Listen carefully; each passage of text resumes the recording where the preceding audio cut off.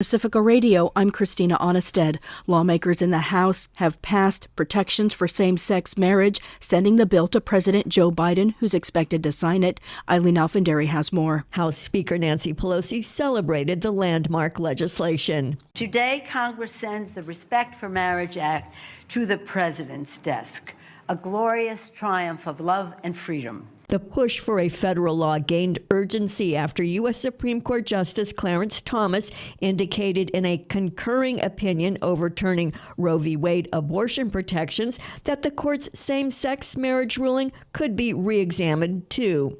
New Hampshire Democrat Chris Pappas said the federal law would provide assurances to him and other LGBTQ individuals. Next year, I'll marry the love of my life.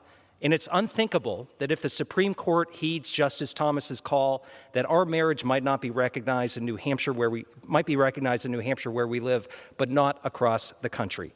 That's the reality that many couples fear, one that would jeopardize their ability to visit a spouse in the hospital or access all the benefits that couples do.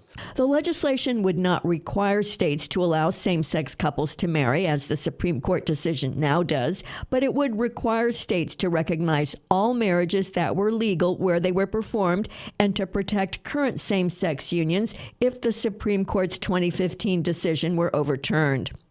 The legislation would also protect interracial unions by requiring states to recognize legal marriages regardless of sex, race, ethnicity, or national origin.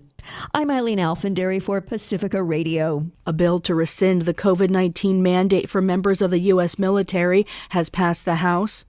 It also provides nearly $858 billion for national defense, $45 billion more than President Joe Biden requested. Lawmakers said the added spending is needed to help the U.S. military keep an edge over China and Russia.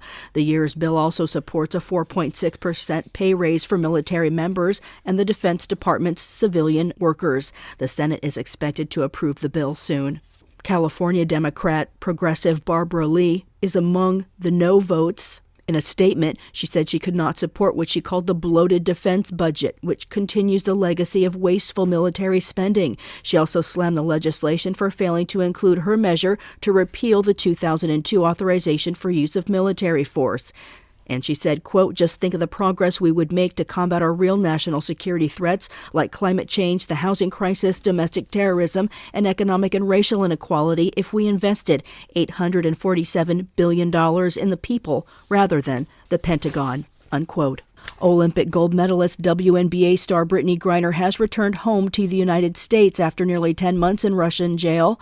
Griner's status as an openly gay black woman, her prominence in women's basketball, and her imprisonment in a country where authorities have been hostile to the LGBTQ community brought tremendous attention to her case. The administration says it will not give up on bringing security executive Paul Whelan, who's serving some 16 years for espionage in Russia, home. Alex Gonzalez has more. Secretary of State Anthony Blinken expressed concerns about former Marine Paul Whelan returning home to the U.S. as well. While we're elated at Brittany returning home, we continue to work relentlessly to bring Paul Whelan home as well. Despite our efforts, the Russian government has not yet been willing to end his wrongful detention. They continue to insist on sham charges of espionage and are treating Paul's case differently. Whelan was detained in 2020 in a Moscow hotel by Russian authorities who said he was on an intelligence mission. He was found guilty and sentenced to 16 years in prison in a trial U.S. officials deemed unfair. I'm Edwin J. Vieira for Pacifica Network and Public News Service. Democrat Senator Kristen Sinema of Arizona says she switched her registration to independent, but she doesn't plan to caucus with Republicans, and that will ensure Democrats retain their narrow voting majority in the Senate. Sinema had frustrated Democratic colleagues at times with her overtures to Republicans in opposition to Democratic Party priorities, particularly those from the Progressive Caucus.